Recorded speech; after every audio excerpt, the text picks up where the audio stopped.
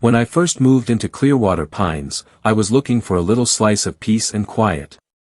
After 2 decades wearing a badge and handling everything from bar fights to missing persons, all I wanted was a quiet neighborhood, a backyard big enough for a grill, and maybe some weekends without hearing sirens. Clearwater Pines seemed perfect: gated community, clean streets, friendly neighbors, and a so-called award-winning HOA. That last part. That should have been my first red flag. See, I wasn't just any homeowner moving in. I'm the county sheriff, badge, cruiser, the whole deal. But I didn't exactly advertise that when I bought the place. After all, I wasn't looking to be the sheriff of the cul-de-sac. I just wanted to be a regular guy who could sit on his porch and drink a beer without thinking about booking reports or warrants. For the first couple of days, it felt normal enough. People waved politely. The lawns were all clipped at exactly the same height, eerily identical, if I'm being honest.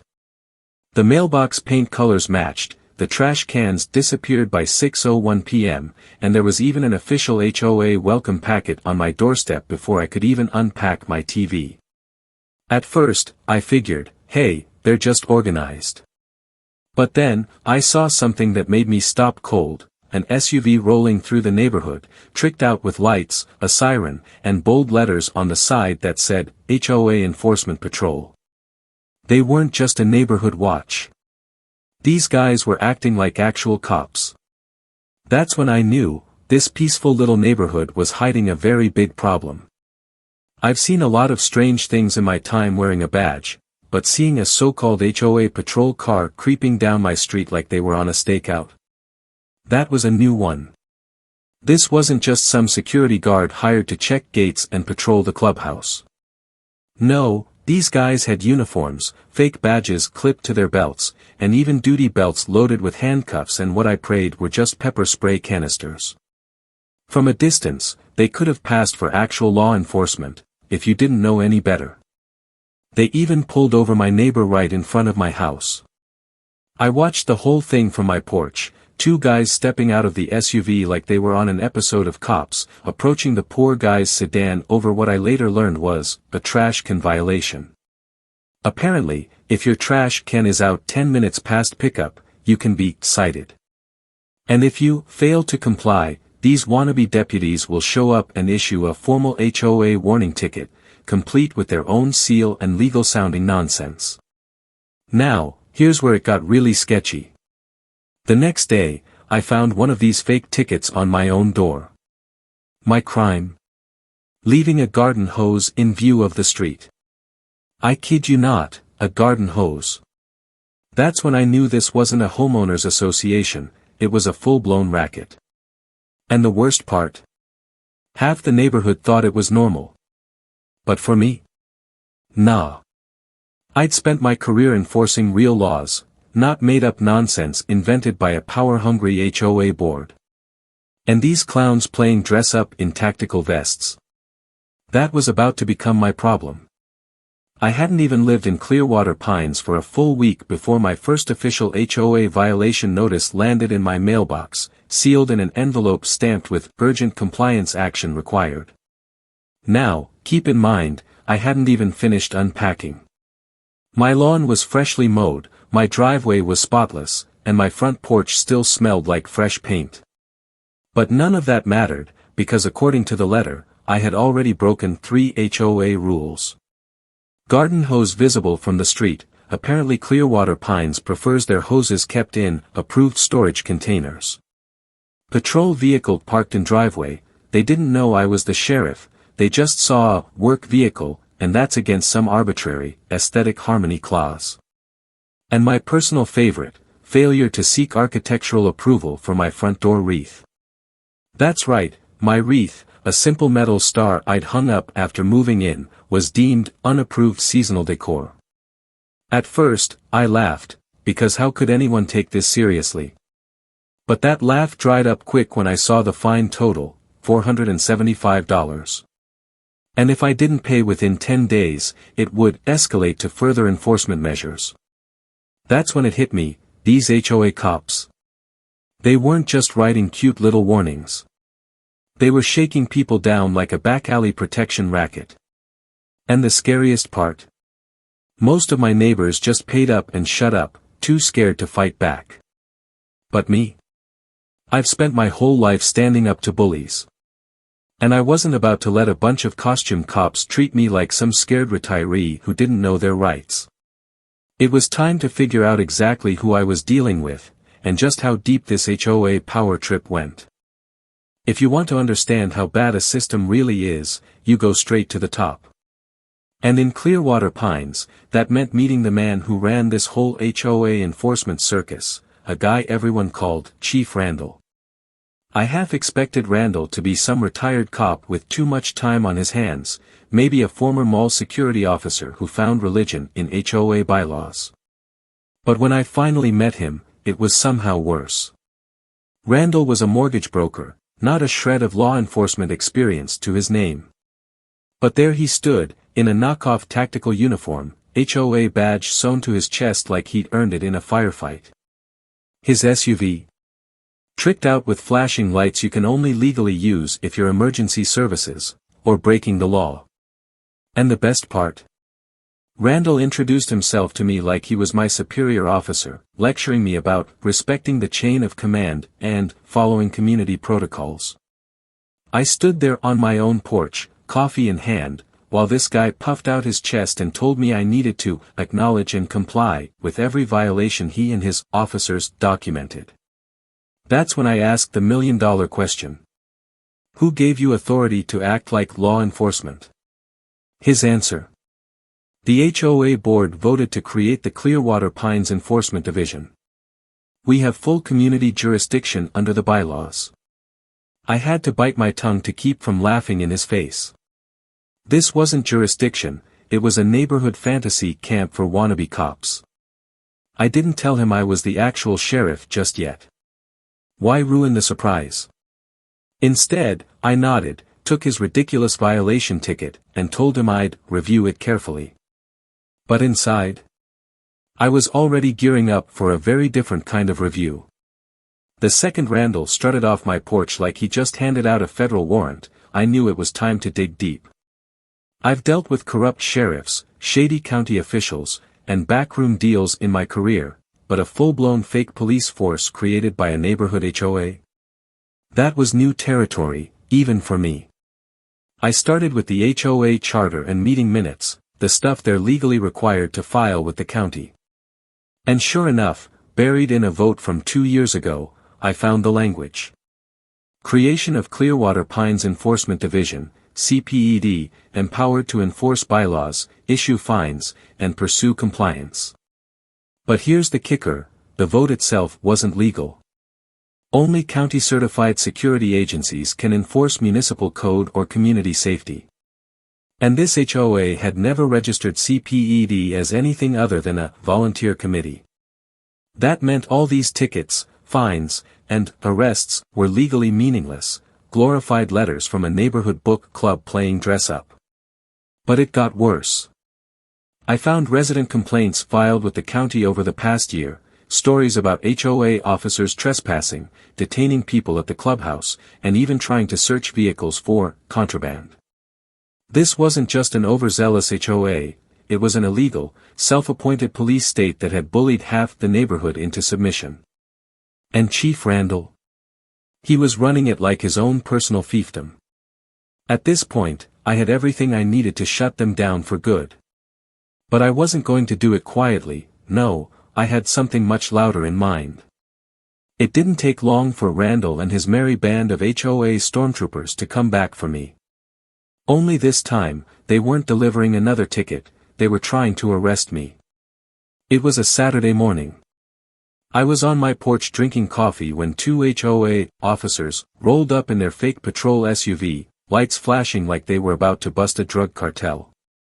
I didn't even put my mug down when they marched up my steps, hands on their toy handcuffs like they were about to make the collar of the year. You're being detained for repeated violations and failure to comply with community enforcement, Randall announced, all puffed up like a parade balloon. We'll escort you to the clubhouse for processing. Processing? I nearly choked on my coffee. I asked, calmly, if they had a warrant. Of course, they didn't. I asked if they'd notified the sheriff's office. No need, Randall smirked, we handle our own enforcement here. That's when I put my coffee down. Slowly reached into my back pocket, and pulled out my own badge. You're looking at the actual sheriff, Randall. I swear the man's face lost all color in about 3 seconds flat. One of his goons actually took a step back like I'd just drawn a gun instead of flashing my credentials. And what you just tried to do? That's called false imprisonment, impersonating law enforcement, and a nice pile of civil rights violations. Randall stammered something about how the HOA had the right to enforce compliance, but his voice was already cracking. He knew the game was over, but I wasn't done playing. Randall was still stammering when I pulled out my radio. Not my cell phone, my actual department radio. Dispatch, this is Sheriff Daniels. I've got a situation at my residence involving individuals impersonating law enforcement and attempting an unlawful arrest. Requesting immediate units on scene. The silence that followed was glorious. Randall's face dropped faster than HOA property values after a meth lab bust. His 2 officers froze like kids caught sneaking beer out of their parents' fridge. Within 5 minutes, 2 of my deputies pulled into the cul-de-sac, lights flashing, not the discount Amazon kind, but the real deal. That's when reality started sinking in for Randall. We're just following the community's bylaws, he stuttered. We have authority granted by the HOA board. One of my deputies, a guy named Rourke who's been on the force for 15 years, gave him a look I'll never forget. Son, the only thing you've got authority over is whether to mow your lawn diagonally or horizontally. Randall started backpedaling, trying to spin the story, we're just volunteers. It's all a misunderstanding. But it was too late.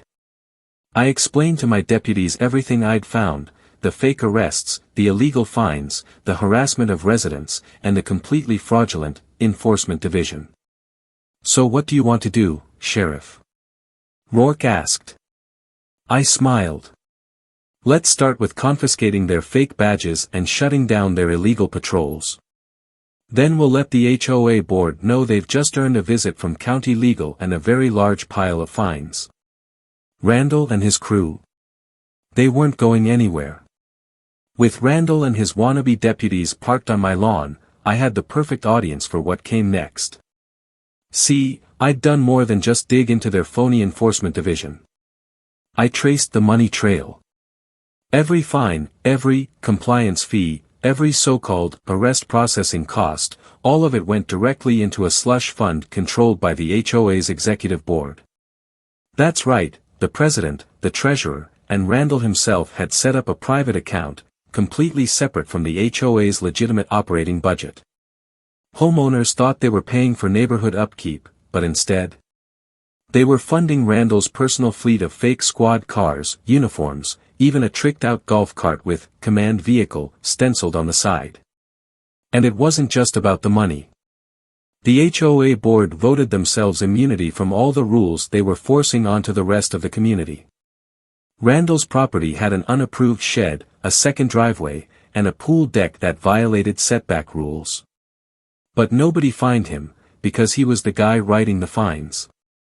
I stood on my porch, flipping through every document, every shady transaction, reading them out loud like I was hosting a public trial. $4,800 spent on uniform expenses, but these aren't even real uniforms, Randall. You bought yourselves tactical vests, night vision goggles, and riot batons, for a neighborhood with 54 houses and 0 crime. $1,300 for a radar gun. For what? Checking if Mrs. Peterson's golf cart breaks the sound barrier. And $9,200, $9,000, for something listed only as command center improvements. Let me guess, a 70-inch TV for the clubhouse and a kegerator. Randall tried to interrupt, but I wasn't done. This entire HOA board isn't just corrupt. It's a mob racket wrapped in vinyl siding. And guess what? HOA bylaws don't override state law. By the time I finished, half the street had come outside to watch. The HOA board members were hiding behind their curtains, probably realizing the whole neighborhood was about to revolt. That same evening, I called for an emergency meeting at the community clubhouse. Not as a homeowner, but as the actual sheriff. Word spread fast. By the time I arrived, the place was packed with angry residents, some holding printouts of bogus fines they'd received, others waving copies of the fake Enforcement Division bylaws Randall had cooked up. Randall and his cronies were nowhere to be seen. Probably hiding in a dark corner somewhere, hoping this would all blow over. I stepped up to the front, pinned my real badge to my shirt just so there'd be no confusion, and laid out everything I'd uncovered. Folks, what's been happening here isn't just bad HOA management. It's fraud, extortion, impersonating law enforcement, and plain old bullying. I'm here to tell you, it's over. I explained how every fake fine, every illegal arrest, and every phony enforcement action was void. Anyone who paid out money under these bogus violations, they were getting their money back, with interest. The crowd erupted. People were furious, not just at Randall, but at the entire HOA board for letting this mess happen in the first place. We trusted them, one elderly resident said, holding up a stack of notices she'd been too scared to fight. They made us believe we had no choice. That's when I gave them the best news of all. As sheriff, I'm filing formal charges against Randall and anyone else involved in the fake police force. But as a homeowner, I'm also invoking your right to call for a full HOA recall election. That's right, the neighborhood had the power to vote every single board member out and replace them with people who actually gave a damn. The room exploded in applause. For the first time, people saw a way out of the tyranny. Randall knew the game was up, but that didn't stop him from trying one last desperate move. The very next day, he showed up at my house, wearing his usual smirk, but this time it was plastered over a face full of sweat and panic. He had a thick stack of papers in his hands, probably some last-minute concoction of legal threats and baseless claims. "You can't do this," he said, holding up his papers like they were holy writ. "You'll regret this. We'll take you to court over this, disrupting the HOA's ability to function." "I have powerful friends who'll—" I cut him off.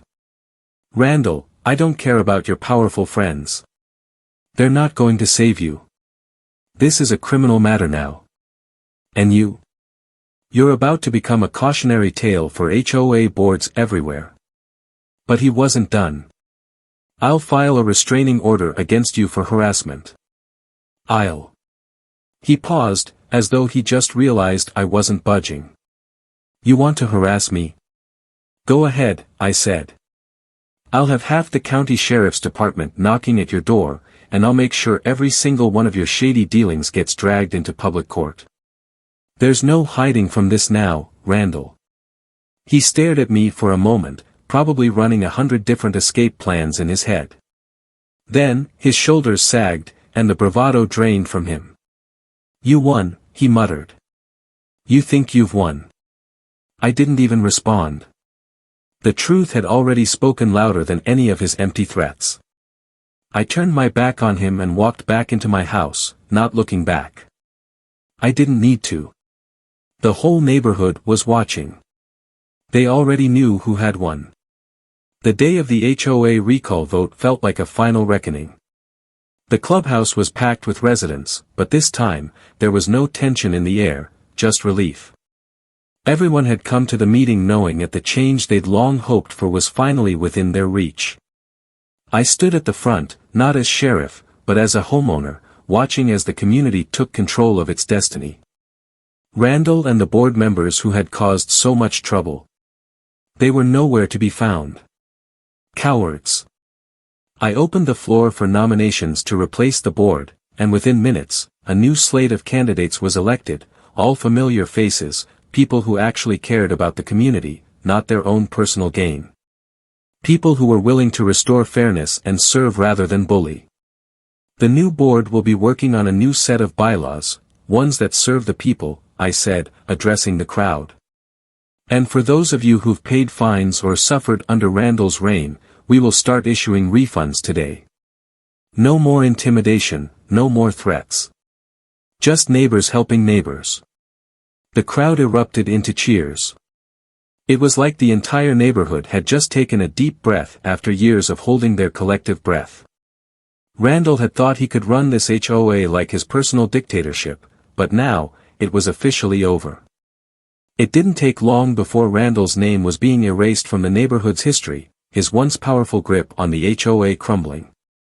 The new board quickly set about reversing the damage, starting with the illegal fines and fabricated bylaws. Within weeks, the community had not only regained control, but it was stronger, more united, and ready to move forward with a sense of peace that hadn't existed for far too long. After the recall, I went back to my regular life, but with a new sense of pride. The neighborhood was thriving again. People were smiling, waving at each other, talking about the new projects that were coming to the community, and sharing stories of how they could now feel safe and respected in their own homes. But for me, the greatest satisfaction came not from the win itself, but from knowing that the real sheriff had shown up to put an end to the chaos. In the end, the HOA's fake police force was disbanded, Randall had to pay the price for his illegal actions, and the neighborhood was finally able to get back to its roots of community, not control. I'll always remember that moment when the real law stepped in and showed the so-called fake HOA police who was really in charge. And every time I walk past that clubhouse or see neighbors enjoying their newly restored rights, I know I did more than just win a battle. We all won.